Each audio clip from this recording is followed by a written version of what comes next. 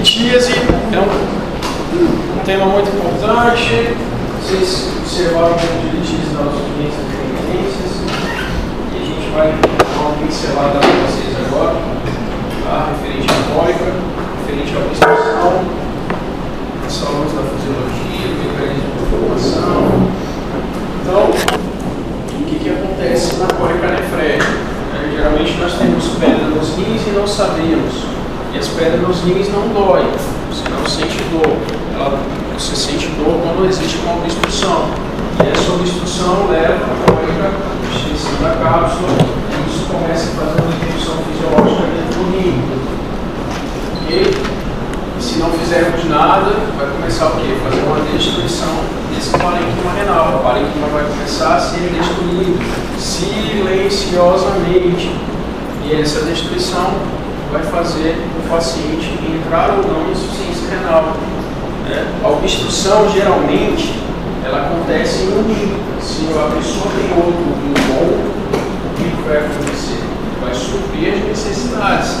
Nós vivemos somente com o rim tranquilamente, tá? Então, quando o paciente ele entra em insuficiência renal, ou é porque o outro rim também já tem algum defeito, né? Pode ter os dois rins, mas o rim já tem um defeito, ou então, gente, o que pode acontecer? Também o cálculo pode descer junto no mesmo momento. Às vezes ele tem nefrolitíase dos dois lados e os dois cálculos decidiram descer, certo? E lembrar que o paciente único ele é urgência, tá? O paciente único que tem nefrolitíase, nós temos que deixar esse paciente sem pedra nos rins, ele tem que ser operado, tá? Ok? Então, gente, a cólica nefrética aguda, né? É uma contração da musculatura lisa da pelve, renal e ureter. Isso vai ter um aumento da pressão que vai dar uma repercussão de dor. E o que a gente faz para isso, gente? Primeira opção, anti-inflamatório, tá? O anti-inflamatório, ele, até nos últimos guidelines, ele fala que ele tem uma principal ação muito mais do que os opioides, certo? Então, lembrar das contraindicações também, não vou mandar anti-inflamatório para todo mundo. Se o paciente ele já chega à idade, já tem um grau de insuficiência renal, ele é imunônico, se dá o estudo para não ter anti-inflamatório, vai ficar mais ainda dele, tá? E para quem for ter indicação de anti-inflamatório, olha só, hoje em dia está muito comum você passar um anti-inflamatório e a pessoa falar, eu já tenho gastrite. Lembrar que nós temos as opções de sublingual, tá? O sublingual não vai ter reação gástrica, ok? Principalmente o meloxicam ADS, tá? E aqui a gente tem um efeito analgésico, né? Vai diminuir o espasmo da musculatura lisa, vai dar um alívio dessa dor, tá? O opioide é um analgésico potente, tá? Nós conhecemos como Tramal, Tramadol. Via oral é 50 mg de 8 em 8. E nós temos a segunda opção, que é a morfina, tá? A morfina, quando vocês estiverem lá na UPA, vocês podem fazer uma diluição. Vocês pegam uma bolha de morfina, vem 1 ml, vocês diluem para 9 de água destilada, vocês até 60 quilos, fazer 2 ml de 4 em 4 horas, ok? Endovenoso, tá? Bom, e o nosso famoso Buscopan, gente, ele é espetacular. O Buscopan composto é espetacular, tá? Ele faz o que? Uma paralisia, ok? E essa paralisia, o que acontece? O cálculo, a musculatura do ureter, ele fica fazendo um mecanismo de peristalse para tentar empurrar o cálculo para a bexiga. E esse movimento que ele faz, e além disso, a musculatura ela trava onde o cálculo está. Então, o que vem de urina tenta jogar ele para baixo. E isso faz uma contração maior, uma dor maior. Então, quando vem o Buscopan, ele relaxa, tá bom? Ok? E o que a gente pode utilizar mais nisso aqui? Hidratação. Gente, a hidratação, o que a gente faz no quesito de hidratação? O paciente ele tem uma ideia de que se ele tem dor, se ele beber mais água, ele vai ter mais dor, né? Isso Você fala, doutor, eu parei de beber água. A gente vai fazer uma hidratação normal, não uma hiperidratação. Ou nós não vamos fazer diurético para que ele possa subir esse calor. Não vamos fazer isso. Uma hiperidratação também vai prejudicar o paciente, tá? Porque aumenta mais a filtração glomerular, aumenta mais a pressão dos glomérulos e possa haver mais destruição, tá? Então tem que ser uma hidratação normal. A dor é mais pela obstrução ou pela causa? Pela obstrução. A obstrução que causa dor. Porque às vezes a obstrução não é completa, ela é incompleta. E aí passa xixi e volta. Então a dor não é tão intensa, tá? Então a obstrução é o que causa dor, ok? Tá? Bom, repor, caso o paciente tenha desidratação, tá bom? Prevenir choque séptico, lembrar que se o paciente ele chega com muita dor, você vai aferir a pressão dele, ele vai estar hipertenso. A dor causa taquicardia e causa hipertensão, tá bom? Não há consenso sobre esse assunto, tá? Ainda não achei nada. O segmento, tratamento conservador via cirúrgico, estudo metabólico sempre e a longo prazo. Lembrar que, apesar desse paciente estar fazendo cálculo, nós urologistas fazemos o quê? Quebramos. Só que eles não têm a consciência que eles precisam saber qual tipo de cálculo que eles estão formando. Então a gente tem que fazer o quê? Uma prevenção em cima do cálculo. Nós tratamos, e depois desse tratamento a gente tem que fazer o estudo metabólico. Qual que é a melhor maneira de fazer esse estudo metabólico? A própria pedra. Se eu pegar a pedra e dar para análise, eu sei qual é o tipo de mineral que ele está produzindo. Ele falou? É pior que ele não deixa de ser lembrado. E aí com isso nós sabemos, tá? Qual é o outro método? Bom, aquela por linha de 24 horas. Aí as pessoas não podem sabotar, porque elas sabem que elas vão fazer ali 24 horas, elas vão bebendo mais água do que normal. Ela tem que manter a sua fisiologia normal, tá? Seu dia a dia, ok? Primeira coisa quando o paciente tem cólica renal, a primeira coisa que entra no consultório é a garrafa de água. Né? Já sabe, quando uma pessoa entra com a garrafa de água, fala, já sei, calma. Aí eu pergunto, onde está tão calma? Porque ela teve a dor, já desesperada, já leva a garrafinha de água pensando que já vai destruir o cálculo. E as perguntas são as mesmas. Doutor, o que eu posso tomar para que eu possa quebrar esse cálculo? Água. Nós temos alguns citratos, nós temos alguns medicamentos que nós podemos fazer, mas porém depois de um estudo metabólico bem feito, ok? Então, gente, olha só que legal. Quando nós falamos de conduta urológica na base do tamanho do cálculo, então nós calculamos. Quem faz esse cálculo para a gente é o radiologista. Ele vai dar o quê? As 3 perguntas: tamanho, localização e densidade do cálculo, tá? As 3 perguntas. E a tomografia é sem contraste, tá bom? Então, olha lá. Quando eu tenho um tamanho menor que 5 milímetros, eu tenho 90% de chance de eliminação espontaneamente. Tá vendo? Conduta expectante. Quando eu tenho um cálculo de 5 a 7, 60% é a chance dele sair espontaneamente. Tem assim uma possível intervenção. Quando ele é maior que 7, olha lá, é provável intervenção, tá? Então quando o paciente ele vai para vocês no pronto-socorro, ele vai urrando de dor. Ele vai lá, meu amigo, que ele vai estar tão desesperado que se você não for um cara tranquilo, e falar para ele que aquilo é tranquilo, é uma cólica renal, ele vai te bater lá no socorro. Porque a dor de cólica renal só perde para o parto. Tá? Então, não tenham medo de fazer morfina. Como é que você vai examinar aquele paciente? Como é que você vai conversar com ele? Faça morfina, tá? Por quê? Porque às vezes o tramal você vai fazer, e a primeira coisa que ele vai fazer é abrir. Quando ele abrir, ele vai começar a ter reações, náuseas, vômitos, reflexo vagal, tá? Controle da medicação. Então, depois de uma boa anamnese, tá? Depois de um bom exame físico, você consegue ali conversar um pouco melhor até com ele, e aí você chegar no diagnóstico, ok? Então, vocês observaram isso aqui, muito importante. Tá? Bom, o que nós temos de procedimento? Agora a gente volta um pouquinho só na parte da urgência e emergência. Tá? Quais são as indicações absolutas de operar um paciente que chega na urgência e emergência? Já falei rim único. Se ele tem rim único obstrutivo, cirurgia. Se ele está em sepse, tá? Chegou lá, está em sepse, cirurgia, urgência. Gente, lembrar, quando eu vou quebrar o cálculo, né, na urgência, na sepse, eu posso quebrar?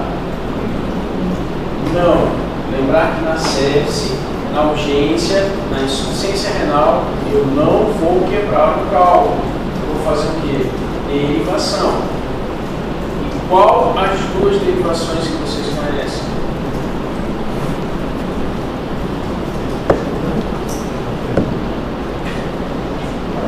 É isso aí. Está perguntando essa? Perguntando? Não. Percutâneo é um acesso, mas o que eu deixo lá? Nefrostomia. Eu posso assim, eu não tenho o duplo J. A primeira opção seria o duplo J, legal. A segunda opção seria a nefrostomia, percutâneo. Isso. Você deixa lá a nefrostomia, desobstruir, e aí você ganha tempo, sai da sepse, depois você vai ao pé, ok? Tá bom? Então, o grande objetivo na urgência é desobstrução. Qual é a outra indicação? Já falei, rim único, sepse, dor que não melhora o uso de analgésicos. Vocês estão fazendo analgésico para o paciente que não vem melhorando. Tá? Isso é a outra indicação. Okay? Essas três são as principais. Tá? Hematura, ele pode ou não ter, micro ou macro. Tá? E às vezes a urocultura sempre é importante coletar, mas ela pode vir negativa. E ela vir negativa não é dizer que o paciente não tem infecção. Tá bom? Ok? Por quê? Porque o cálculo pode ser totalmente obstrutivo. Então o meu patógeno ele não consegue chegar até a bexiga. E a gente pensa que não existe uma infecção associada. Tá? Na hora que você desobstrui, na hora que você passa o catéter, fica jorrando o pulso, tá? Se você fizer calor em cima do cálculo, a emergência de infecção dessa, o paciente está com uma frequência de 90, quando você começa a quebrar o cálculo, a frequência vai para 100, 120, 130, parada cardiorrespiratória. Eu tive um caso desse, o meu R1, meu R3 para quebrar o cálculo, e ele tinha falado que o staff tinha saído pulso. Aí o staff falou que não era pulso, era só lúmus, poderia quebrar. Cara, impressionante. Na hora que ele começou a quebrar, deu um minuto quebrando. Cara, a frequência só para. O cara voltou, observou o ciclo. E aí a gente não tem. Depois desse dia, a gente ficou com muito medo, eu não tinha visto também. Tá bom? Bom, e aí nós vamos para o tipo de tratamento conforme o cálculo, a sua localização e o seu tamanho. Falo para vocês, prestem muita atenção. A urologia, nós temos o que temos de padrão ouro para uma cirurgia. Nós temos o que nós temos habilidade para fazer. E por último, nós temos o quê? Para a gente quebrar esse cálculo, os favores do seu diagnóstico. Tá? Então, para que vocês entendam, o que os guidelines mandam, o que a gente manda fazer, tudo que é de padrão ouro, que é o mais limpo. Mas, por exemplo, o paciente com cálculo de 1,5 dentro do rim, qual que é a melhor maneira de quebrá-los? É através da flexível. Você entra pelo canalzinho da urina, vai lá e quebra o cálculo com flexível. Perfeito. Mas se eu não tenho esse flexível, está errado em fazer percutâneo? Você sabe aqui? Não. Tá? Então, mas qual é o melhor método indicativo? É flexível, minimamente invasivo e resolutivo. Mas, se eu fizer uma percutânea, tá tudo bem? Com certeza. Com certeza. O que vale é o que? Deixar sem cálculo. Tá? Às vezes vocês vão ver que habilidade conta, tá? E material. Aí procura muito cara. Então, gente, quando nós vamos quebrar um cálculo maior que 7 milímetros ou cálculos sintomáticos, ó, a gente pode fazer o que? Litotripsia extracorpórea, que é a LEGO. A LEGO, gente, é aquela por fora, não é cirúrgica. É porrada no rim por fora, com uma onda de choque. Tá? Assisto por heteroscopia, nefrolitotomia percutânea e nefrolitotomia aberta. Tá? Então, lembrar do nome associado a onde está o cálculo. Tá? Sempre que a gente fala quando termina com tripsia é laser. Tripsia é laser. Tomia é abrir para tirar. Tá? Professor, esses procedimentos aí o mundo faz, né? O mundo faz. Tá bom? Então, lembrar que através do nome e o local vai ser feita a cirurgia. Tá bom? Então, a maioria dos cálculos, maior de 7 minutos, são cálculos sintomáticos. Tá? Bom, vamos falar da LEGO, que é essa máquina que quebra cálculos através das ondas de choque. Nós temos uma máquina que ela é bem velhinha, mas temos, não é do SUS, um serviço terceirizado, que o paciente pode quebrar cálculo, porém tem as suas indicações. Tá? Tem as suas indicações. Desde 1980, indicado para cálculos renais e laterais proximais, de até 2 centímetros. Gravem, 2 centímetros. Menores que 2 centímetros, eu posso fazer LEGO. Tá? Cálculos de ureter proximal e renais. Ok? Taxa de sucesso, boa taxa. Tá? Quando bem indicado, ureter médio distal funciona baixa taxa de sucesso. Eu nunca fiz para ureter médio distal. Tá? Porque é muito difícil você achar o cálculo no raio-x. Bom, quais as principais indicações de LEGO? Cálculo renal de até 2. Densidade menor ou igual a 1000. Olha só que importante. 1000 unidades Rausted. Quem te dá essa densidade? Distância pericálculo menor que 10 centímetros. Você já viu, vocês vão ver em tomografia que ele fala, olha, a distância da pericálculo é de 10 centímetros. Às vezes ele fala, olha, o cálculo está a 3 centímetros da juve. Entendeu? Ou acima da juve a 4 centímetros. Então você tem a idealização do inventar o cálculo. Tá? Cálculo polo inferior não é favorável. Olha aqui. O cálculo que está no grupamento pericial inferior não é favorável por conta da gravidade. Então, às vezes quebra e eles não saem de lá, tá? Aí fala, doutor, se tem um cálculo de 2 centímetros ou menos no grupamento pericial inferior, o que a gente pode fazer de cirurgia? A LEGO podemos fazer, mas a chance de dar... Pode ser de cabeça para baixo. Olha, a gente vai fazer a LEGO, a gente precisa que essa semana pode de cabeça para baixo. Para ver se ele sobe no grupamento pericial superior. Tá? Mas pode quebrar? Pode, né? Dentro dessas classificações aqui. Aí chega um paciente para mim no consultório que tem um IMC muito grande e a distância do pericálculo, já olhando, vai ser muito mais que 10 centímetros. Aí ele fala, doutor, eu já fiz 20 sessões de LEGO. Estou cansado de fazer essa LEGO. E o cálculo não quebra, tá? Aí você tem que falar, olha, tem uma distância de pericálculo maior que 10 centímetros ali, por isso que não vai ser resolutivo, né? Tá bom? Então vocês têm que saber essa indicação clássica aqui. Por quê? Porque tem ursos que estão errando isso aqui, gente. Eu pego coisas erradas constantemente, tá? Constantemente. Tem gente indicando LEGO para 3 centímetros. Meu irmão, vocês viram? De 0,7 ou 7 milímetros, a taxa de descer é muito baixa. Então imagina, né? Aí tu pega um cara que ele tem um cálculo de 1.500 unidades de Rausted. Uma cultura, meu amigo, ferrado, que até o laser dá uma tremenda esse ponto de baixa potência. Tá lá, velho, tentando fazer LEGO. Quantas sessões são últimas? Geralmente, a gente indica até 3 sessões. Tá? É porque assim, gente, na hora da porrada eles compram por batida. Então assim, o cara vai, acho que é 1,50 ou é 75 centavos cada batida. Irmão,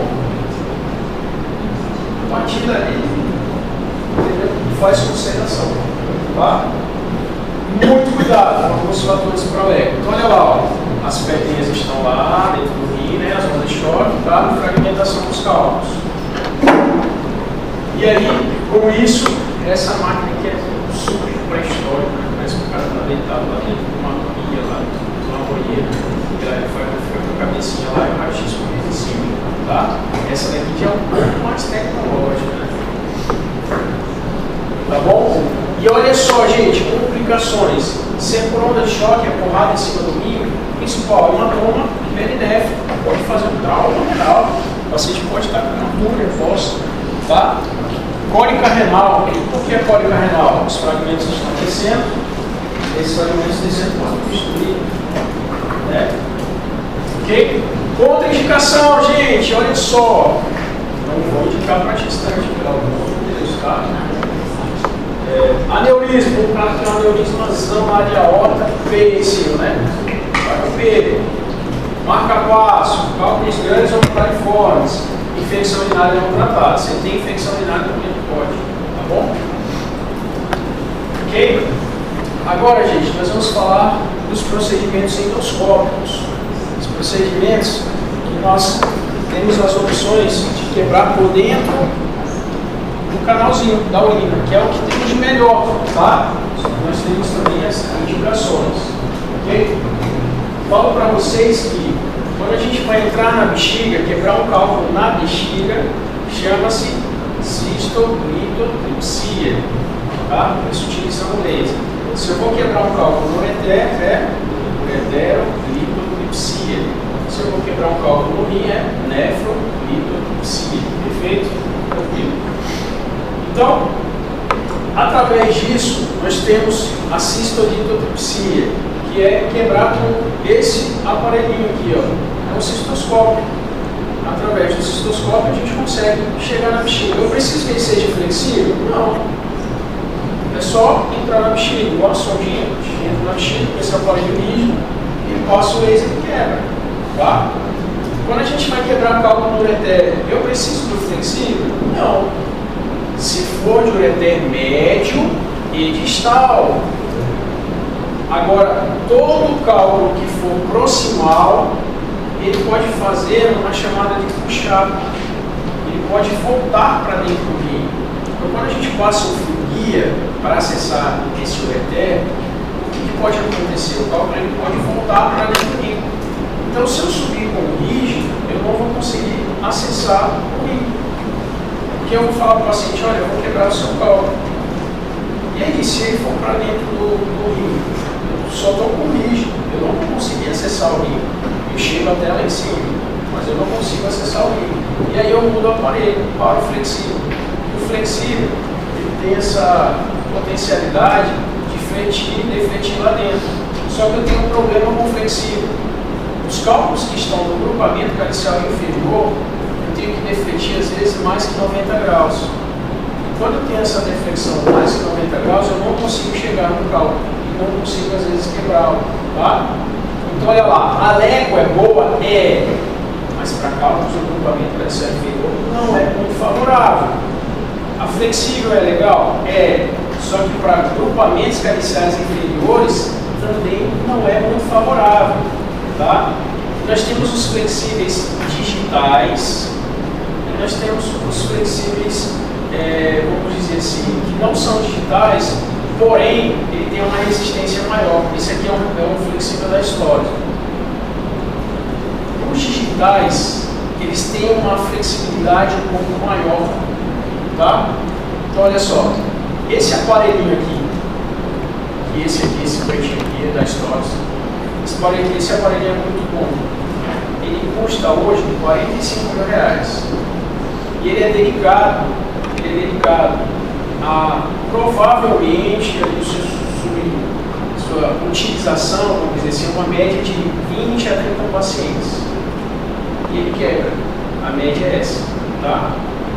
O meu que eu tinha desse aqui, eu usei ele mais de 120 vezes. Por quê? Eu terminava o procedimento, eu guardava, eu não deixava nem a técnica mexer. Ele é muito sensível. E se no final dele você tem que fazer uma pressão nele, porque ele vem com um esfígmo, que você tem que colocar a pressão nele para saber se ele mantém essa pressão.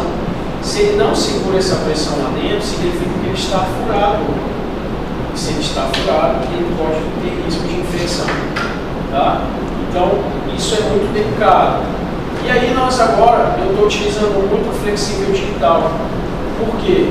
Visualização. Esse da Stores, ele, com o tempo, ele fica um pouquinho mais, vamos dizer assim, fica com a imagem de colmeia. Então a gente não consegue ter uma visão espetacular do cálculo, tá? E às vezes sangra um pouquinho, a gente acaba pensando que a gente quebrou todo o cálculo, e às vezes não. Então eu fiz a substituição pelo flexível. Então o flexível digital. O flexível digital, gente, a imagem é 4K, é espetacular. Porém, esse flexível ele é mais sensível ainda do que o outro. Ele quebra com mais facilidade ainda. Então, a enfermeira ela fala, doutor, pode deixar que eu vou mudar para você. Não, pode deixar que eu vou. Então, existe uma processadora para ele emitir essa imagem 4K. Essa processadora custa R$23.000, tá? E a gente só vai substituindo o flexível, que custa 20. Então, esse flexívelzinho a gente compra ele uma média de 10 usos, tá? E aí no final a gente faz o teste, ok? A gente conseguiu trazer esse flexível para o SUS. E olha que legal, a gente está conseguindo agora, tem um laser de alta potência, quebrar cálculos maiores que 2. Vocês vão ver que na flexível também vocês vão gravar o número 2 centímetros. Lembra para leve, menor que 2, flexível também menor que 2, ok? Tá bom?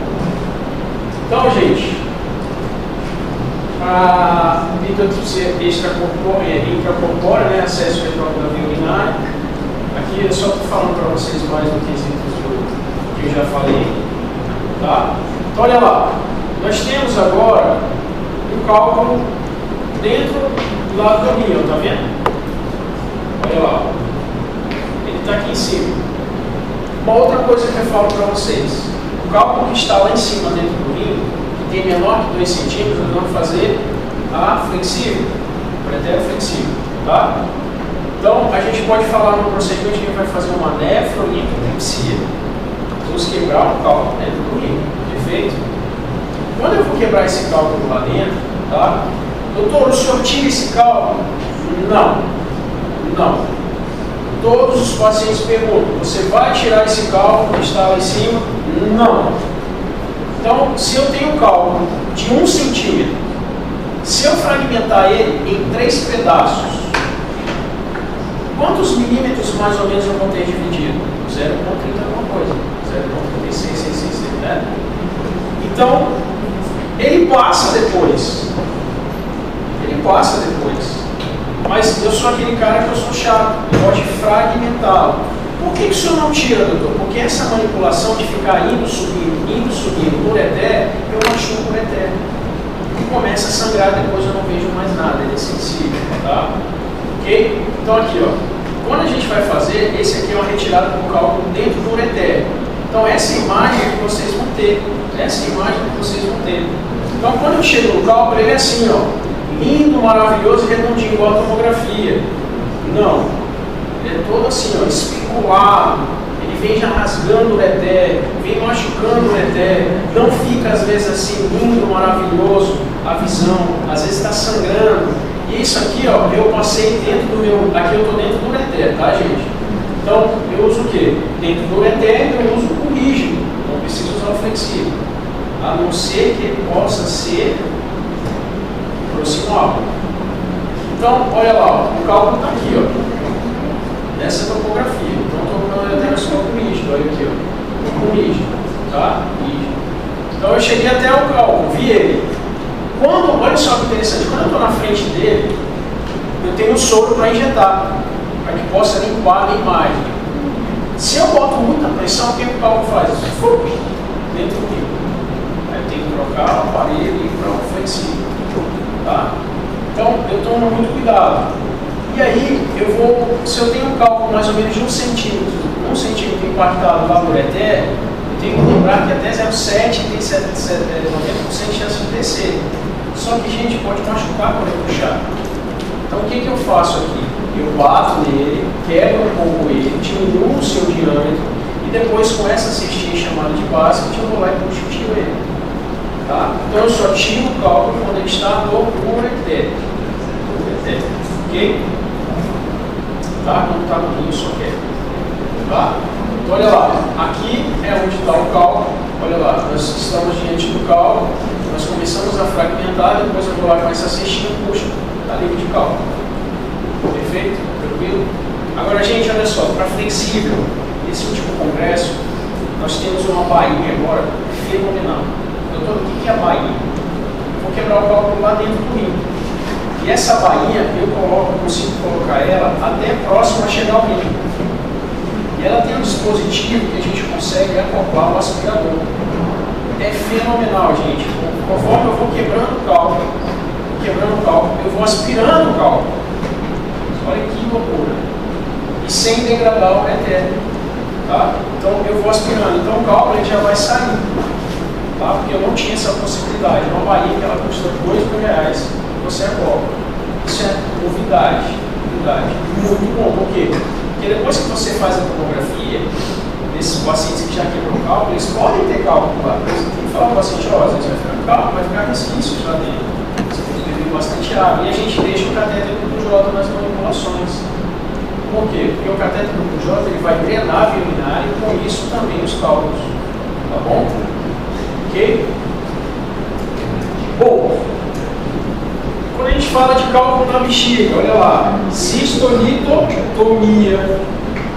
E esses cálculos de estase são cálculos que formam por obstrução urinária. Quem são os pacientes que mais têm esse tipo de cálculo, gente? Também. Só que com formato desse tamanho. É um tipo patológico de um paciente cadeirante. Que são os meus pacientes paraplégicos. São aqueles pacientes que não usam dispositivo para drenagem do urina. A estase é tão grande que o cálculo forma e ele não tem dor. Vai indo. Lembra que eu falei para vocês? Vai indo. E aí eles formam esses cálculos. É muito comum. Pacientes sitiantes, pacientes que não têm acesso à área da saúde, eles formam esses cálculos desse tamanho. Eu já cansei de tirar de um cálculo assim. E esses cálculos são tão grandes que eles fazem o quê? O formato sabonete. Esse aqui já foi de futebol, né? Mas eles fazem o formatozinho do sabonetezinho. Tá? Igual a bexiga, tá bom? E o que acontece? Por que tem que tirar? Porque começa a mudar o epitélio da bexiga. Isso é um precursor de câncer. Infecção urinária recorrente. O cálculo desse tamanho ele tá o quê? Dividindo o espaço com a urina. E o reservatório ficou o quê? Curto. Esse cálculo maiores que 2 centímetros, são cálculos infecciosos. São aqueles chamados de coraliformes incompletos, quando eles estão no meio. Tá? Então, esse cálculo, eu faço a opção para fazer cirurgia aberta. Ele é tão grande, eu não vou quebrar um cálculo maior que 3 centímetros, 2 centímetros, eu não tiro. Então, eu faço uma incisão, tá? Eu fanetinhozinho pequenininho, tiro o cálculo, fecho e acabou. E deixo o paciente de sonda por 15 dias. Por que, doutor, o senhor deixa de sonda? Para cicatrizar. Chega de urina, vai embora. Chega de urina, vai embora. Se eu deixar sem sonda, o que acontece? Distende e vai perfurar os meus pontos. Tá? Ok? Teve o Diego Oliveira que ligou no sábado, que ele estava lá na maternidade e no pós-operatório de cesárea. E a paciente no pós-operatório de cesárea teve uma fístula urinária. Começou a vazar xixi. Né? Ele deu xixi para a barriga. E aí ele foi e me ligou, perguntou se eu podia ir. Eu disse não. Porque não estão pagando extra mais pra gente e tal, não vou sair de casa. E aí ele falou, pô, mas tu é meu amigo e tal, eu tenho uma amizade muito com ele. Eu falei, se vira, porque eu já ensinei muito pra todo. E aí quando ele abriu, ele viu que tinha uma... Na hora que você vai afiar o útero ali, junto com se tiver muita aderência, às vezes mulheres multíparas, fica tudo aderido. E aí na hora de fechar o útero, ele acabou fechando um pouquinho da bexiga e abriu a bexiga um pouco, tá? Isso pode acontecer? Pode, gente, pode. Eu, como urologista, às vezes eu tenho que dissecar muito bem lá, tá? Eu não chamo isso de erro médico, muito pelo contrário. Irmão, tem mulher que está no 8º, 4º, 14º, 12º. Então, cada vez que você mexe lá, é uma cicatriz, fica muito difícil de ver, tá? E aí ele fechou a sondinha, nossa, super bem, ele hoje mais cedo já para falar. Olha, tranquilo, tá, beleza. E o que eu deixo? Eu deixo o dreno do lado. Por quê? Porque se fistulizar, o meu dreno vai mostrar. Se sair o de novo, entendeu? Bom, e a nefrolitotomia aberta, gente? Vocês sabem o que é nefrolitotomia? Todo mundo sabe, pelo amor de Deus. É retirar o cálculo da cirurgia aberta. Né? Então a nefrolitotripsia é quebrar o cálculo com laser. Mas, doutor, não temos o laser. Se a paciente aceitar, meia, sala, vamos tirar o cálculo. É aberto. Catastrófico. Mas é a maneira que você deixar sem cálculo. Então, às vezes no SUS, quando nós estávamos no laser, os residentes estavam doidos para operar essa cirurgia. Eu falei, beleza. Vai lá, pega uma paciente que tem o cálculo coraliforme completo, os 3 acoplamentos, conversa com ela, pede cintilografia renal para saber se o rim é viável, tá? Porque se você vai fazer uma percutânea assim, o rim não é viável, mas o quê? Ou faz a cintilografia, mostrou um DMSA maior que 20, e lembrar para ela que após abrir o rim, esse DMSA pode baixar. Por quê? Porque você vai fazer lesão renal. Apesar de ser uma cirurgia boa, é uma cirurgia que você abre uma linha avascular, tá? Você pode trazer uma destruição renal.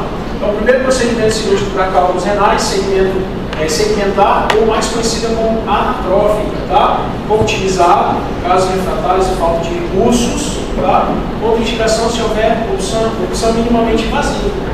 Pegar essa ideia? Então, a perda de parênquima renal acontece. Então, olha lá, gente, essa cirurgia é um acesso à cavidade abdominal, decúbito lateral dorsal, tanto direito como esquerdo, tá? Ó, o rim completamente exposto. E aí eu faço o que, gente? Para abrir esse rim eu tenho que ligar os vasos, tanto a artéria como a veia. Então eu vou lá, faço o crampeamento, tá? Só coloco uma pinça vascular lá, faço o crampeamento. Eu tenho 20 minutos para abrir esse rim, tirar os cálculos e fechar, tá? Então é ligeiro, porque quanto mais tempo passar, pior o tempo de isquemia desse rim, maior lesão de células, tá? Então, olha lá, a gente coloca o gelo, tá? Para quê? Para melhorar mais ainda, vasoconstrição, tá? E olha lá, eu abro aqui na linha de Brodel, nós temos essa linha avascular, é uma linha que sangra menos, tá? Depois que abrimos, olha lá, o cálculo coraliforme lá dentro, nós retiramos e nós fechamos os cálices, tá? Eu faço os pontinhos, fecho, e aí deixo, olha lá, passando o J, tá? Então tu está com o rim todo aberto, você vê bem a pelve renal, você consegue passar o J para baixo. E aí eu deixo uma sonda, tá? Uma sondinha de nefrostomia. Porque sangra um pouco, os coágulos eles fazem o fator obstrutivo, e aí esse fechamento eu uso um tecido sintético, tá? Que é mais conhecido aqui como Surgicel. É como se eu fizesse um sanduichinho ali no rim para fechar, e esse aqui é tipo um tecido hemostático. Depois coloca esse tecido hemostático, que a gente fecha os cálices, tá? Porque os cálices têm as artérias e as veias que sangram. Depois a gente fecha o rim e, como contrapartida, o cálculo foi retirado totalmente. Então aqui era o cálculo, tá? E aqui o JB instalado. Aqui era o cálculo e aqui o JB instalado. Ok? Tranquilo? Não, é uma hora tem que ser ligeiro, tá? E aí a cirurgia que tu toma no residente, na hora que ele começa a na televisão ali, já toma logo e fala, ó, cara, tá muito leve, tá devagar. Mas é uma cirurgia que é de grande porte, pós-operatório arrastado, risco de fístula muito alto, é um pós-operatório que, se for em único, vai fazer insuficiência renal com certeza, tá? E é bem, quem gosta muito de fazer essa cirurgia quê? É a doutora Rafaela. Tá? Ela é urologista, deu um bebê esse final de semana. E ela, cara, ela adora isso aqui, velho. Tá? Adora isso aqui.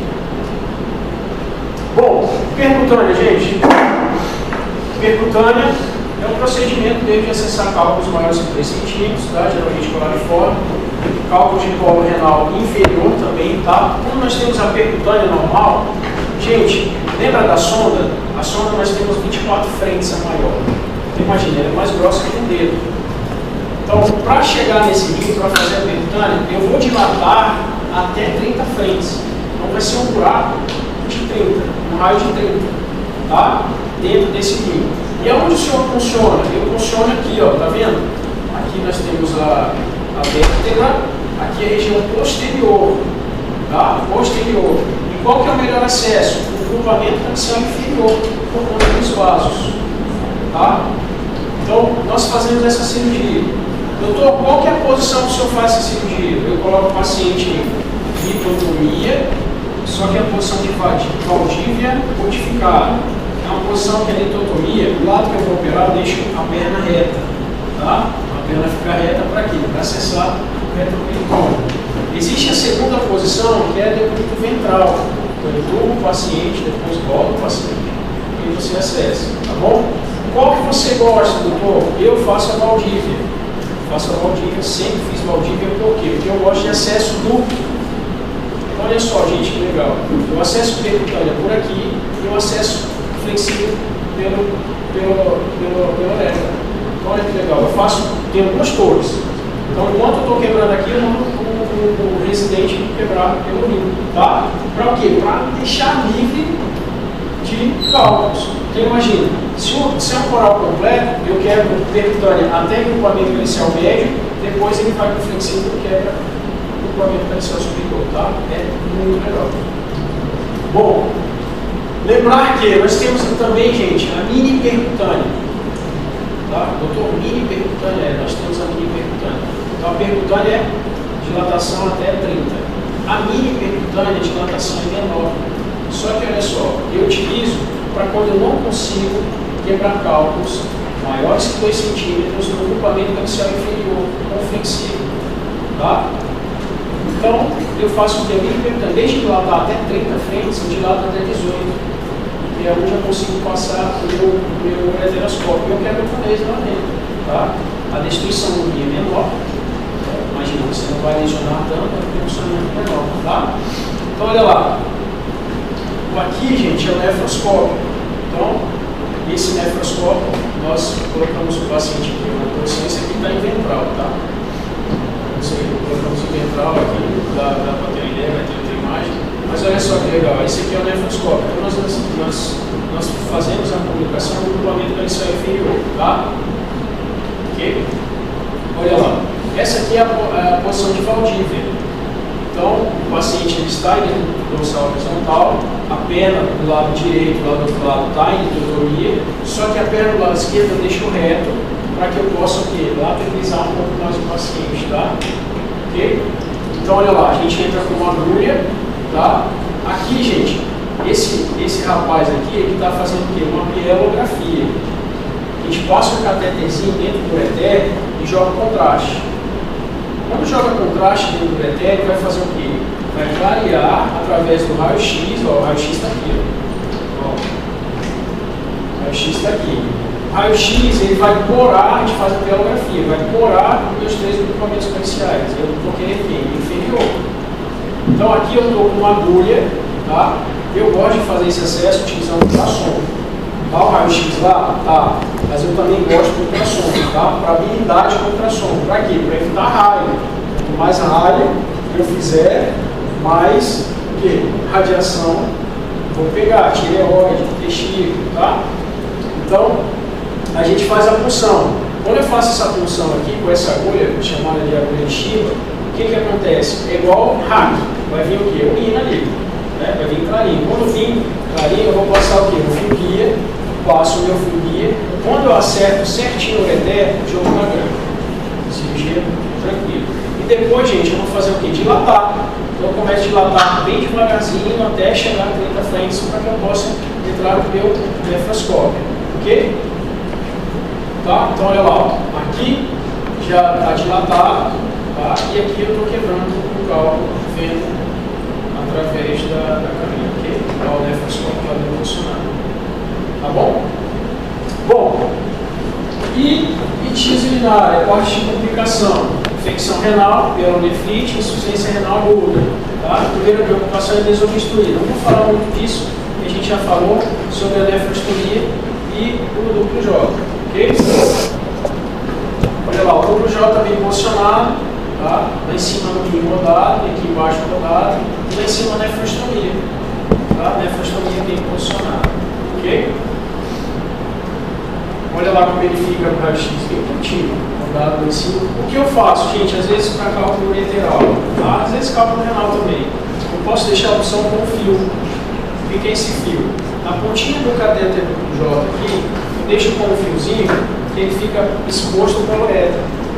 Aí eu fixo na parte aqui do pubis e aí tiro por 3, 4, 5 dias, a depender de como foi a cirurgia, tá bom? Se a cirurgia é muito catastrófica, eu deixo mais tempo, aí depois volta para o centro cirúrgico para retirar. Mas olha aqui, ó. Aqui é um cálculozinho impactado, então na audiência eu assusto o catéter do J, está derivado, está seguro, está cumprido, tá bom? Qual que é o tempo que eu posso ficar com esse catéter do J? Nós temos o catéter de baixa permanência e de longa permanência, até 90 dias, tá? Nós ganhamos 90 dias para fazer o procedimento. Então, o resumo é isso aqui, gente, gravar 2 centímetros. Menor que 2 centímetros, leco ou flexível, tá? Cálculos maiores que 2 centímetros, percutâneo.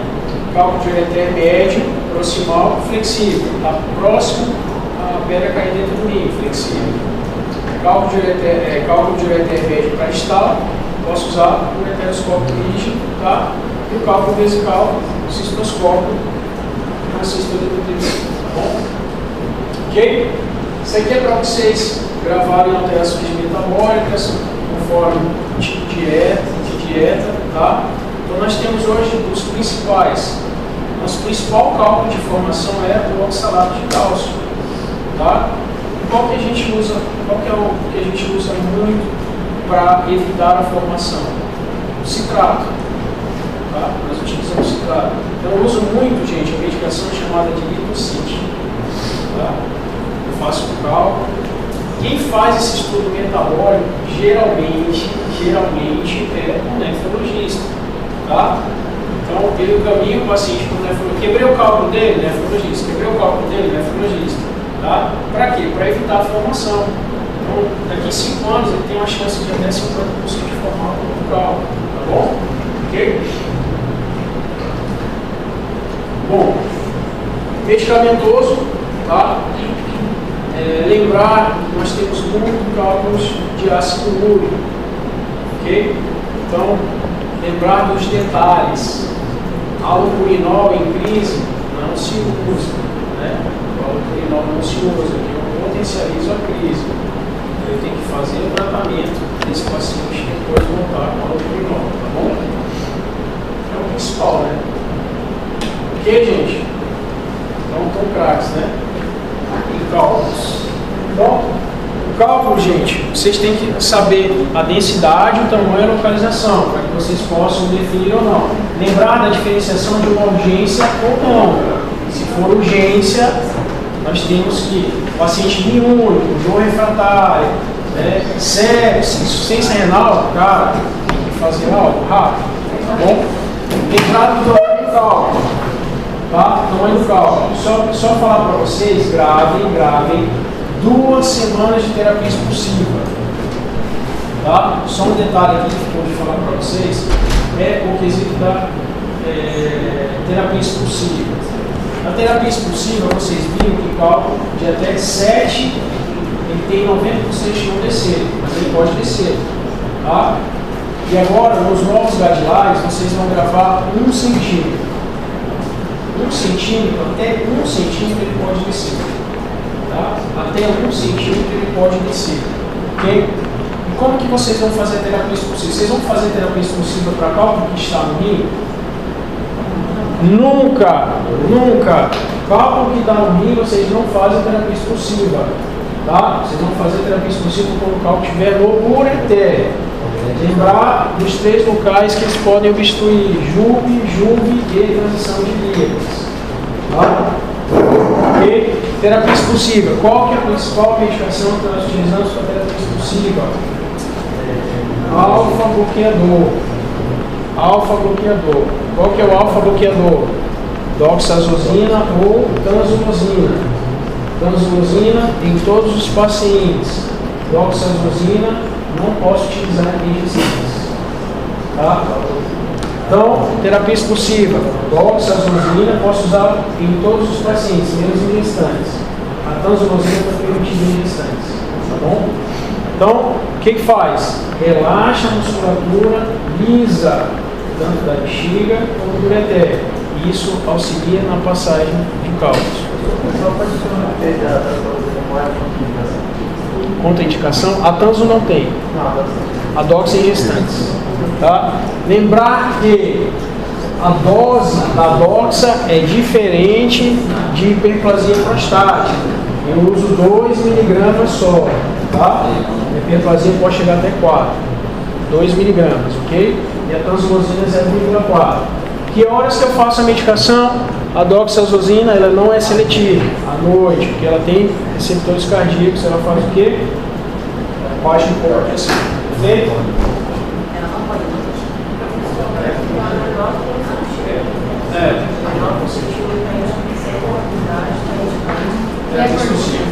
Aí, gente, 2 semanas. O paciente está fazendo analgésico, né? Vocês viram, está fazendo anti-inflamatório, está fazendo opioide, né? Está fazendo Buscopan, beleza, está fazendo alfa-bloqueador.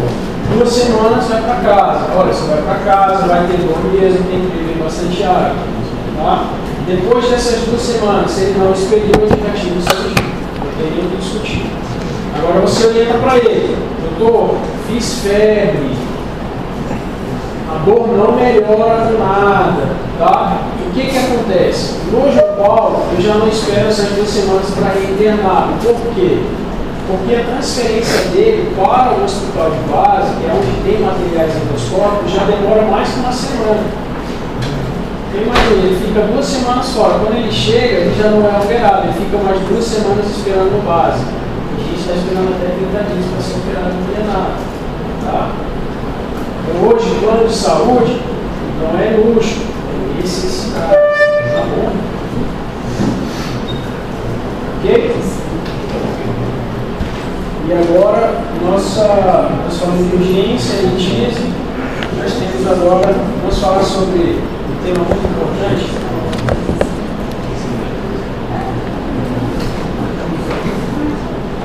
Disfunção sexual e hormonal masculino. Cara, isso aqui é o que nós temos de dinheiro, é verdade.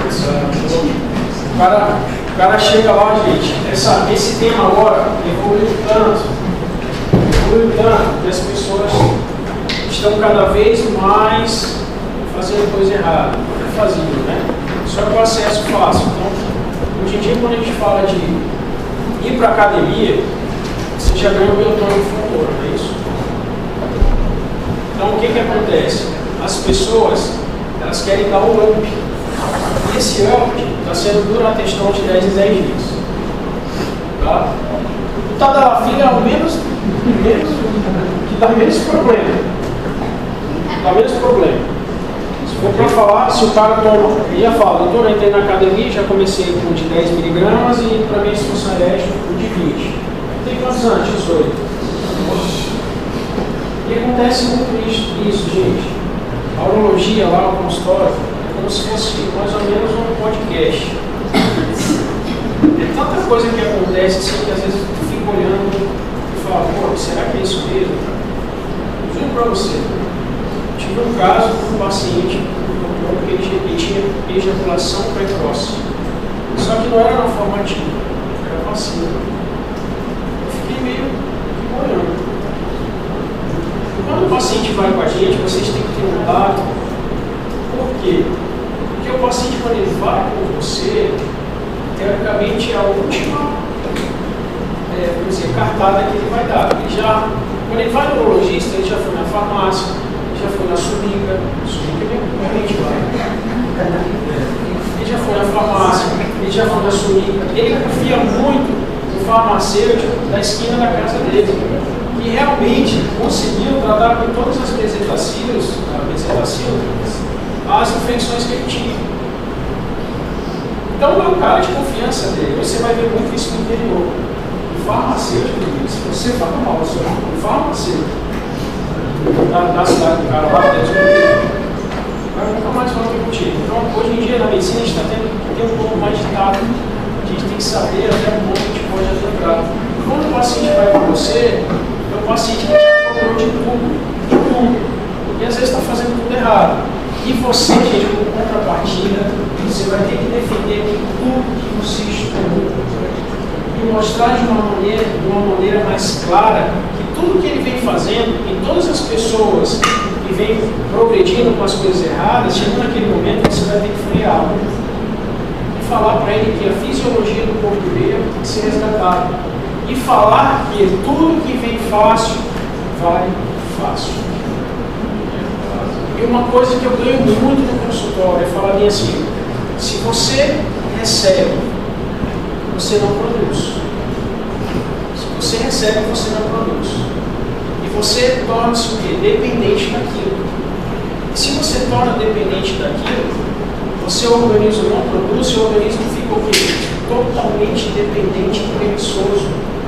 Isso eu falo muito voltado para a parte hormonal. Tá? Graças a Deus, o chip da beleza foi deixado aí no stand-by agora. Não está sendo mais permitido. Porque já teve situações de os pacientes chegarem para mim e pedir para tirar o chip da beleza. Você não sabe qual foi o período que ele utilizou, você não sabe qual foi a medicação, eu falo assim, não tem tipo de dosagem, você não sabe onde está, você não sabe se é absorvível ou não. Então você acaba entrando num mundo que você, para tirar isso aí, pode machucar mais ainda o paciente. Tá? Então, esse mundo de vender Instagram, de vender coisas. Hoje, essa semana teve uma mulher que publicou que não existe câncer de mama. Foi um grupo de médicos, professor. Sim. Um grupo de médicos. Tudo que a gente estudou durante o ano tem câncer de próstata. Mas assim, se você fala com uma voz bonita, se você fala com uma roupa bonita, se você fala com propriedade, aquele paciente ele compra a sua ideia. Porque ele quer pensar que não existe câncer de mama. Né? Eu já vi gente fazendo ozonioterapia para câncer de mama.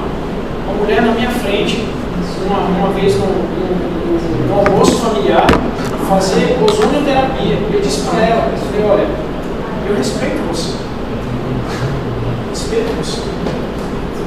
Mas eu não posso deixar de pontuar aqui hoje uma coisa que eu estudei que vai lhe prejudicar.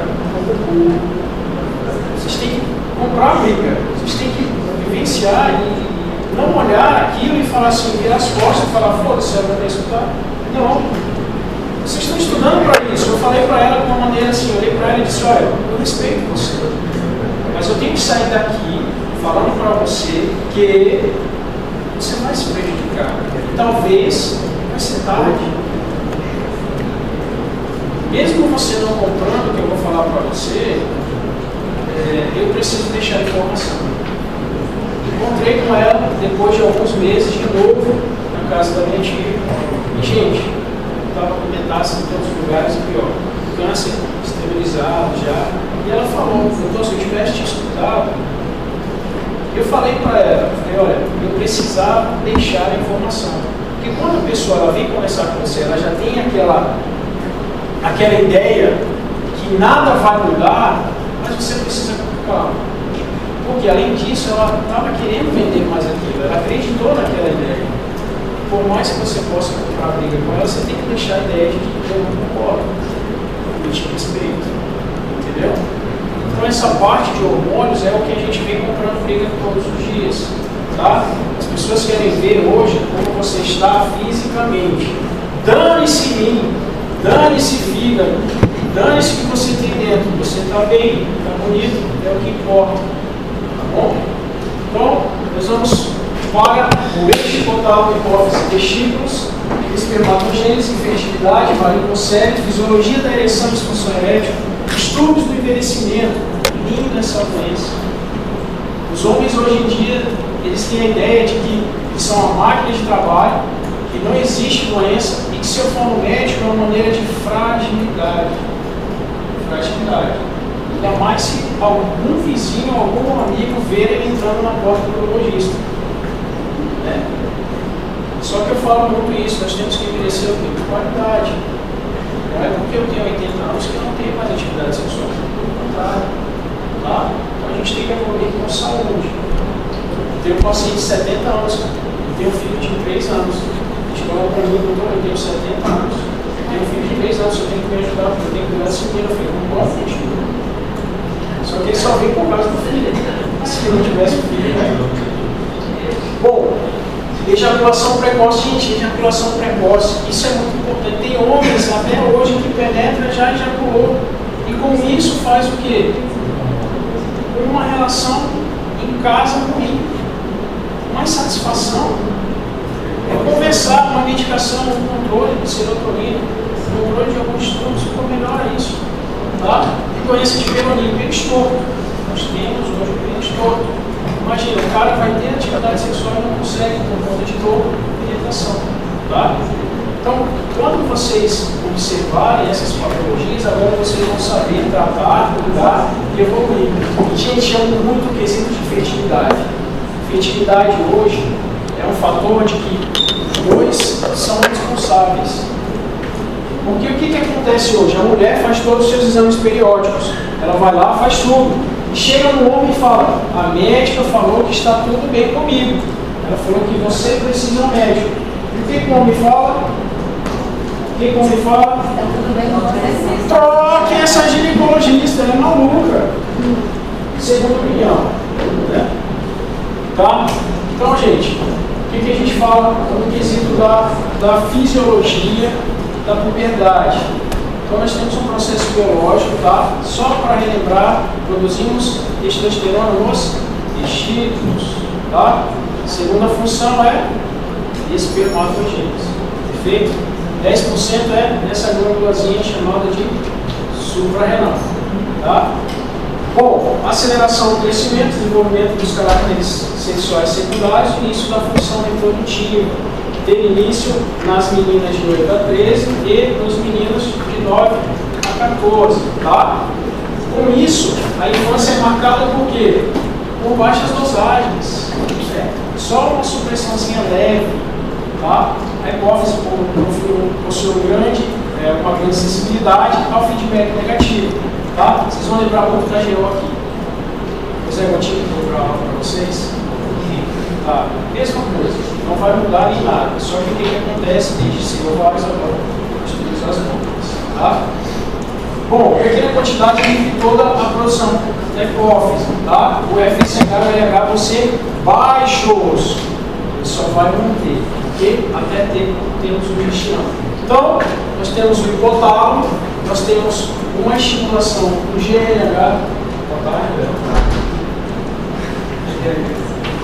nós temos a estimulação do GLH, tá? Através da hipófise. Só para pegar no pé. Eu tenho certeza que ela trabalha. Só que você está trabalhando. Cerveiro, papai. De que data isso aí? Dia 27. Ixi, Você não quer falar dessa data? Você vai deixar dessa data aqui, ó. testículos. Chegou atrasado, né? Pois é. Ah, Não chorou, não. Nós temos a produção, tá? Através da hipófise, FSH-LH, no qual nós produzimos nos testículos a testosterona, nos ovários e nos estrogênios, e nós temos ali a gonadarca e através da adrenal, ok? Bom, a gonadarca nada mais é que o aumento dos esteroides sexuais, ação do FSH-LH, os testículos vão começar a ser responsáveis por essa mudança. Lembrar do eixo, mesma coisa do nosso feedback negativo na estimulação, ok? Não vou demorar muito aqui, Então, nós temos o principal fator de reprodução, a espermatogênese. Com todo esse eixo, nós vamos trabalhar. Lembra do FSH que faz sêmen no homem, LH são responsáveis por libido no homem, tá? Muita gente confunde isso. Produção dos espermatozoides, processo altamente eficiente e coordenado, 64 dias nos humanos, tá? 16 dias já tem um novo grupo de espermatozoides no processo dessa espermatogênese. Então, a espermatogênese é dividida em 3 fases: proliferativa, ou mitótica, meiótica ou espermobiogênese. Bom, só para lembrar uns das aulas de biologia aqui, tá? Até na formação dos espermatozoides. E olha que legal, aqui nós temos os túbulos seminíferos cortados, tá? No qual a gente, através dos túbulos seminíferos, a gente tem a produção das células de Sertoli e a formação dos espermatozoides. Lembra que quem é a parte que faz a proteção de todos os túbulos seminíferos e a nossa aponeurose, o nosso testículo, que é a parte mais dura. Lembra do trauma, quando existe uma ruptura nessa cápsula aí? Tá? Não. Isso é algogínia. Tá? A algogínia é quem segura toda essa arquitetura dessas células, tá bom? Bom, até a produção e da formação final do espermatozoide, ok? Bom, o espermatozoide, no seu produto final da espermatogênese, olha lá, para curiosidade, 60 microgramas. Isso é importante, gente, porque no espermograma nós avaliamos tudo, tá bom? No espermograma nós avaliamos o número de espermatozoides, os que nascem anencéfalos, nascem sem cauda, tá? A sua viabilidade até a ascensão. Então, engravidar não é fácil, é muito difícil. Lembrar que o testículo, nós temos o deferente, tá? Ele vai o quê? Desembocar lá na nossa próstata e achar quem? Os ductos, tá? Periprostáticos ali, eles saem mais ou menos do véu cutâneo.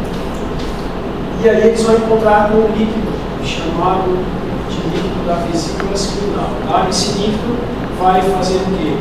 É como se fosse uma lubrificação para que os espermatozoides possam chegar melhor ali sem alguma destruição, ok? Bom, e aí vamos falar sobre a infertilidade. A infertilidade, olha lá, nós começamos uma investigação a partir de 1 ano que o casal está tentando se conseguir, certo? Sem meios de contracepção. E a gente tenta o quê? Trazer para o método mais fisiológico possível. Qual que é esse método mais fisiológico? Nós estamos sem anticoncepcional, está tudo tranquilo, só que nós gostamos de utilizar métodos para que possa lubrificar mais. Não adianta nada. Esse método de lubrificação vai destruir a pegada dos espermatozoides, vai destruir tudo, não vai vingar, tá bom? Então, gente, nós temos a infertilidade primária, é quando há dificuldade de obter o primeiro filho, tá? E nós temos a secundária, dificuldade para obter uma nova gravidez. Aí pergunto para vocês, um paciente que já teve filhos, ele está isento de uma nova investigação? Não está isento. Por quê? Porque pode acontecer por meios ambientais alguma coisa que trouxe uma infertilidade nesse momento. Então, por mais que ele tenha filhos, o que ele fala em casa? Eu já tive filhos, o problema está perto. Não é isso? Tá?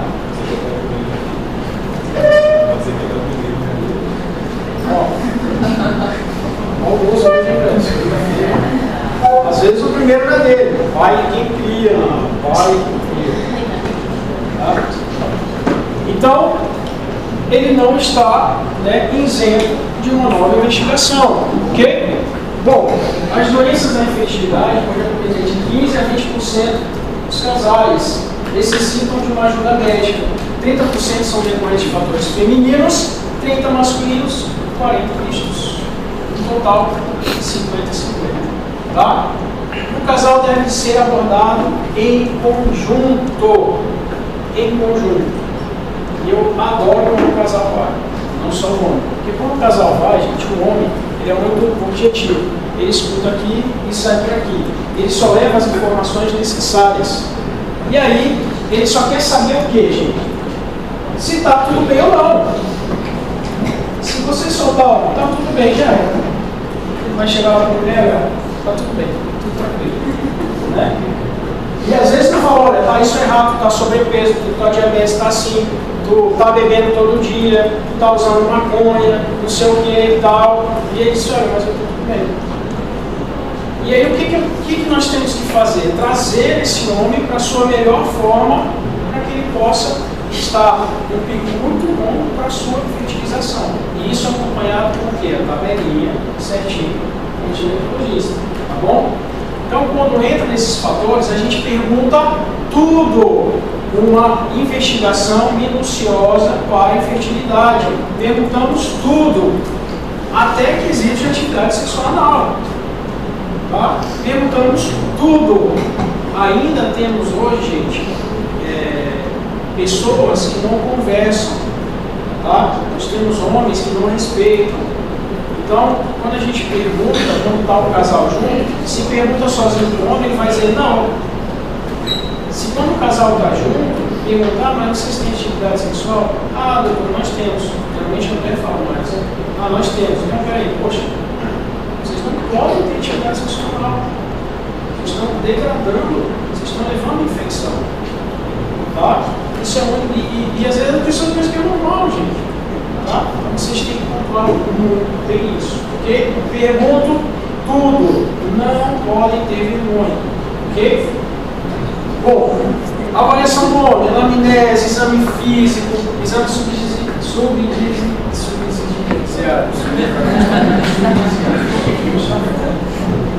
Tem que botar para como é que fala? Também. Voltar para o curso de. Cara, tem um cara que faz curso oratório. Ele é muito travado. Faz um curso de oratório. E aí, por exemplo, ele fez o curso todo, terminou o curso, tal, mas ele era um papelzinho dele certinho. Para ele falar. Ele não consegue não falar sobre isso. Tem mais de 3 anos. Bom, e qual que é um exame muito importante? A gente tem que bater em cima da fonte. Quando a gente bate em cima da fonte, para a gente saber o quê? Nesse momento, se existe ou não espermatozoides viáveis. E o espermograma é o mais importante. Tá? Bom, antecedentes familiares, paternidade pregressa, duração da infertilidade, frequência de relações sexuais. Isso é importante, gente. Às vezes, temos filhos que têm fatores sociais, que eles não têm liberdade para ter sua atividade sexual. Né? Às vezes, existem fatores que vocês vão ter que conversar um pouco melhor com eles nesse quesito. Bom, uso de drogas, principalmente anabolizante, estilo de vida. Dorme bem, nós precisamos de trazer você para uma vida saudável. Se você quer melhorar a sua parte de fertilidade, você tem que o quê? Fazer aquilo que possa melhorar a sua qualidade de vida. Faz atividade física? Não. Bebe todo dia? Sim. Fuma? Então, a gente vai ter que falar, olha, a vida é feita de escolhas. A paternidade pregressa, já ter filhos, relacionamento anterior, olha lá, não isenta de uma investigação completa. Tá? Não isenta, já disse isso para vocês. Quanto maior for o tempo, tá, dessa duração dessa infertilidade, maior será a sua gravidade, podendo ser decorrente dos fatores masculinos, femininos ou em ambos. E anomalias congênitas, neoplasias de testículos, torções de cordões espermáticos. Isso, gente, pode trazer na sua forma, né, infertilidade nesse momento. Então, aquele torquidia, aquele testículo que não foi recebido na sua época, aquela torção de testículo que você teve, isso pode o quê? Destruir células testiculares e com isso fazer um mal maior na sua efetividade, tá? Olha lá, criptorquidia, mesmo que unilateral, diminui um pouco.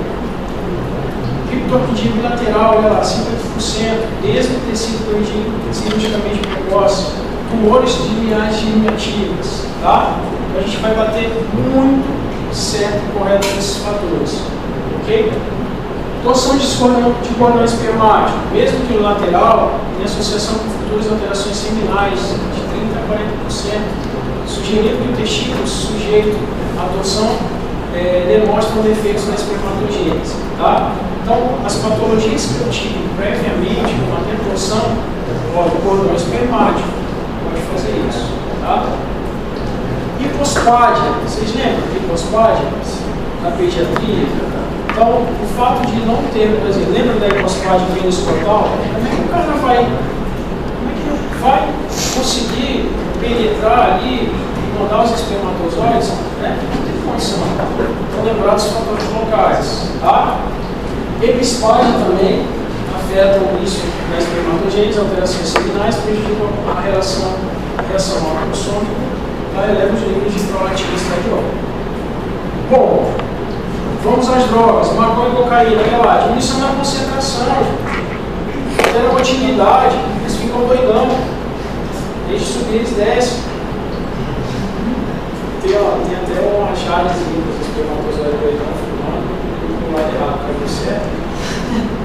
Do lado errado. Álcool. Gente, o álcool também tem a sua, tá? Mas assim, vamos dizer que o uso do álcool ele não é, vamos dizer, diretamente. Ele vai ter sua participação indiretamente nesse percurso, tá? Então ele pode ser controverso como usado irregular. Bom, vamos falar do álcool aqui, gente. Teve um paciente que tinha dificuldade no fator das suas atividades sexuais, e aí eu comprei tudo para ele, que poderia ser um dos fatores também psicológicos, e aí hormônios normais, espermatogênese, tudo normal, cara, tudo normal. Ele fazia atividade física, e aí falei para ele, cara, toma um vinho. Toma um vinho, olha um vinho para você e tal. Aí beleza, hoje ele é alcoólatra. Bebe vinho pra caramba. Graças a Deus eu consegui fazer o meu objetivo, que foi ter filho. Teve filho, mas por exemplo, sabe aquele cara que precisava colocar esse ponto aí? Só que eu falei, cara, é um cálice mesmo, eu amarrei. Mas olha, pensa comigo, eu abro um vinho, minha esposa não bebe. Eu vou ter que ter uma garrafa, velho. Pô, não discordo, porém. E hoje ele é um amigo meu, ele compra vinho já da fonte. Tá? Mas o vinho, ele dá relaxado, né? Nós temos que tomar cuidado. Bom, uso de anabolizante, gente. Então a gente falou de fatores locais. Exame físico local. Nós observamos patologias locais que possam fazer infertilidade, né? Nós temos uma principal. Qual que é a principal, sem ser a infertilidade depois de anabolizantes? Nós temos uma principal. Qual que é? Local. Fertilidade local.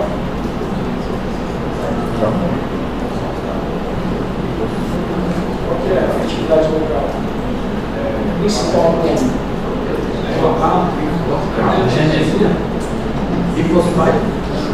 Então, Vou falar mais pra frente, não falei. Mas é no várias atividades, várias atividades, né? Varicocele, gente. Varicocele, tá? Varicocele é o principal fator de fertilidade local. Bom, anabolizante, gente, olha lá. Então, o uso de anabolizantes vai fazer o quê? Vai mexer totalmente com o nosso eixo e vai fazer um bloqueio na minha produção, principalmente da espermatogênese. Tá? Lembra do nosso feedback? Nosso feedback é negativo, sempre vai estar positivo, e isso vai fazer o quê? Não produzir. Tá? Então, uma coisa vai dar consequência a outra, tá bom? Fertilidade, inibição do nosso eixo, tá? E como nós dizemos, controle secundário, podendo ser irreversível ou não olha só, pode ser reversível ou não pode ser mais, isso a depender do tempo, tá? Bom, da dosagem e do seu tempo, tá? Então, gente, a obesidade é um outro fator que ela também vai mexer com distúrbios metabólicos e principalmente hormonais, tá? Hipertermia testicular, nosso testículo tem que ter uma temperatura adequada para que possa acontecer a produção dos dois. Então, esse aumento desse peso vai fazer uma temperatura alterada, com isso também vai prejudicar a espermatogênese, tá? A conversão de androgênios em estrogênios no tecido adiposo. Lembra? A conversão? A gente usa uma medicação muito boa para quebrar essa conversão. Vou falar nas horas. Correlacionar diabetes e sedentarismo. Tá? Bom, na infertilidade, exame físico, porção ortostática, avalia tudo. pênis, testículo, se ele tem ginecomastia, se o MC, epidídimos, grupos deferentes, prova, região inguinal, plexo cumpliforme e olha lá. Fala hipocele. A hipocele, gente, a porção ortostática, a gente consegue observar o que? O enovelamento. 80% dos testículos do lado esquerdo, por conta da deficiência de retorno venoso. Então, a veia gonadal do lado esquerdo ela vai bater na renal para ir para cá. Então, é muito mais lento o seu retorno. Da direita, não. Já vai direto para cá. Tá? Então, e a gente tem uma síndrome chamada de síndrome de quebra-nozes. A veia renal ela passa embaixo da artéria mesentérica. Ela faz esse pinçamento. Esse pinçamento faz o quê? A veia dilatar, o testículo aumentar. Então, quando o paciente faz a manobra de Valsalva, você consegue ver um enovelamento bem clássico. Tá bom? Bom, análise seminal. Gente, isso é muito legal no consultório. Então, a análise seminal nós utilizamos o nosso espermograma. Tá? Como é que é coletado o espermograma? No laboratório. Ele faz a coleta lá, tá? E aí, por quê? Porque já tem que ser avaliado imediatamente. Porque existe possibilidade de coleta em casa, porém tem que estar numa temperatura adequada para que possa chegar sem os espermatozoides com destruição, tá? Então, a abstinência sexual de 3 dias, a OMS fala até de 2 a 7, tá? Volume ejaculado é importante, local da coleta e o modo de coleta, ok? Bom, análises seminais, ela pode ser feita na sua coleta em casa, mas olha lá, tem que ser ligeiro para chegar lá. Você vai o material adequadamente, sem explodir, sem cair no chão, sem nada a mais. Tá? Temos que transportar em 23 a 37 graus e analisar em 30 a 60 minutos. Ok? Método utilizado, lubrificantes, pelo amor de Deus, utilizar preservativo especial que o laboratório fornece. Tá? Esse aqui eu sempre falo que o paciente, uma vez ele foi fazer a coleta, ele se sentiu um Big Brother, ele fechou a porta, passou a senha do Wi-Fi para ele. Fique à vontade. O cara, claro, a estimulação é muito diferente quando você está no ambiente favorável. Ele foi lá, coletou e falou: eu fiquei tão nervoso. Eu olhei aquelas revistas com as obras, tudo assim já na revista. Nossa, bem chato. Até isso pode diminuir mesmo a concentração.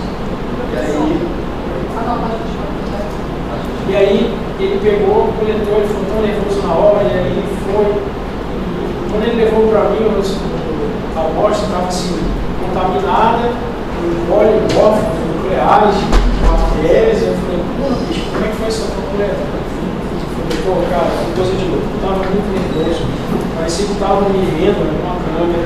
Eu tentei coletar, na hora que eu fui colocar no frasco, caiu para fora, a tampa caiu. E aí eu fui atrás da tampa, catei um pouquinho que estava no chão,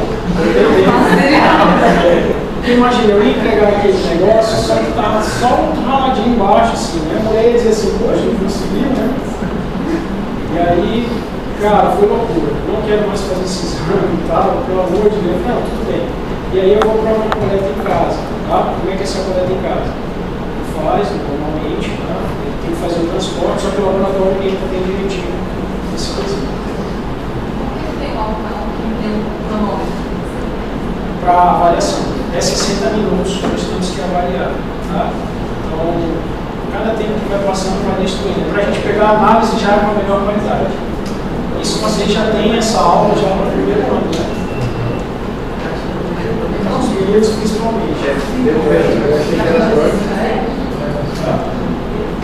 Os meninos têm essa aula no primeiro momento.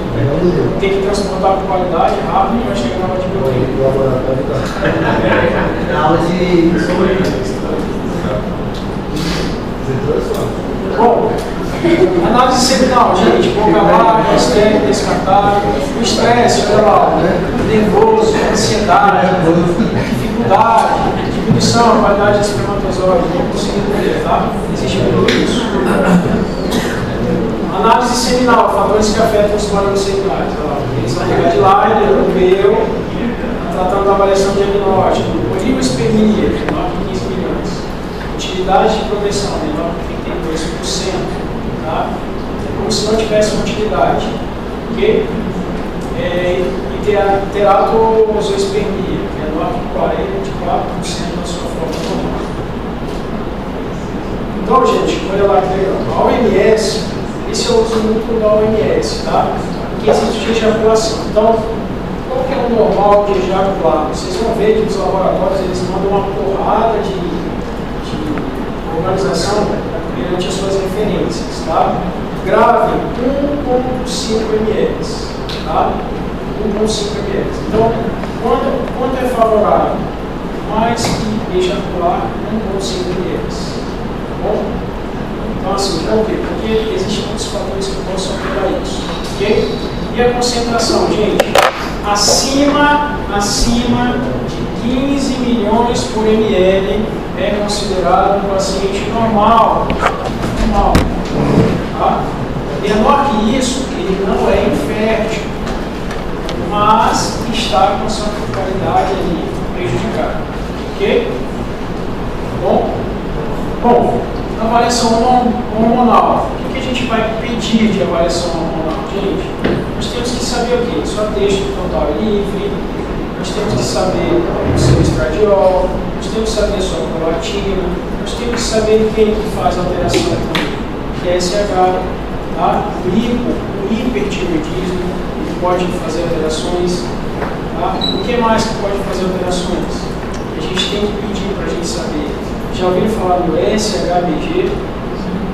É como se fosse o nosso carreador da albumina perante aos outros carreadores. O SHBG é que leva a nossa testosterona aos seus determinados locais. E aí eu entro nesse fator importante, vocês lembram da 5-alfa-redutase, os inibidores da 5-alfa-redutase? Finasterida.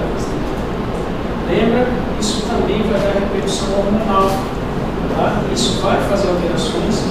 Então, se o paciente ele usa finasterida, vocês têm que lembrar aqui nesse fator. Bom, testosterona total, barra estradiol, menor que 10% pode ser beneficiado com os inibidores da aromatase. A conversão de androgênio em estrogênio. Lembrar disso, ok? Isso é muito importante. Então, na infertilidade, na avaliação genética, nós temos o quê? Quando nós temos menor que 5 milhões de espermatozoides por ml, até a zoospermia não obstrutiva, lembrar que os pacientes aqui não podem ter vasectomia, tá? Está indicada a realização de cariótipo. Ok? Nós temos que avaliar esse cariótipo do paciente, saber se ele tem alguma mutação. Bom, e aí, gente, a gente vai entrar na próxima aula nas causas de infertilidade perante a varicocele, tá? Eu dou uma boa ênfase no varicocele, porque vocês vão ver varicocele muito. E principalmente os pacientes que não têm fertilidade, eles vão procurar vocês por quesitos de dor, porque o retorno venoso, quando aumenta a pressão perante a atividade física, faz o quê? Dificuldade do refluxo e aí faz o quê? Uma estase de vasos, né, principalmente na túnica espermática, e aí o paciente sente muita dor por conta da pressão. Tá? Então a efetividade na varicocele, nós vamos ter que falar um pouco mais devagar. Ok? Gente, eu queria saber de vocês, eu queria adiantar essa aula essa semana. Será que tem possibilidade de um caixa? Eu queria adiantar essa aula para vocês. Por quê? Porque meu sogro ele teve um câncer de reto e vai ser reabordado esse final de semana. E aí minha esposa vai ter que levar ela lá no Mato Grosso, lá, mas eu não vou estar aqui na segunda, eu vou chegar na quarta mais ou menos. Eu não queria perder a aula com vocês perante a isso. Não vou abordar meu sogro, eu falo para ela estar junto lá e tal, entendeu? Vai ser muito importante para ela. E aí eu não tinha essa programação para ir lá, mas eu vou mais ou menos segunda-feira. E aí eu segunda-feira não vou estar aqui. Só que eu também não quero ficar preocupado com o quesito do andamento, eu quero terminar essa aula com vocês. Tem a possibilidade dessa semana? Na sexta, professor. Não, na sexta eu não vou estar aí. E quinta que vem na aula de cardio torácica, professor, a gente fala quinta, tá? Aqui no próximo relaxa, né? Quinta da semana que Não, vem. nessa quinta. Veja nessa quinta. Quarta-noite, às 6 horas. Não, amanhã. Vai ser geral. Não, se caso não conseguir nessa semana, pode ser na outra. É quarta na hora da aula. E depois de eu quarta.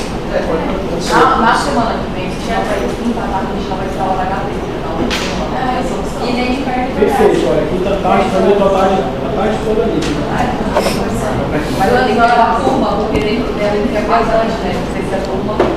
É melhor se fica no primeiro horário, né? 4 horas. Porque a gente tem que acabar a aula de graça. Às 4 horas da manhã. Depois tá deu bem, sim. Mas ela pode ir na quinta no horário de. Da dona Só esse é o melhor horário. Quinta-feira eu livre o dia todo. E 10 horas, na hora de carne, na hora de coração. Ela Mas não, semana que vem não tem. Não tem.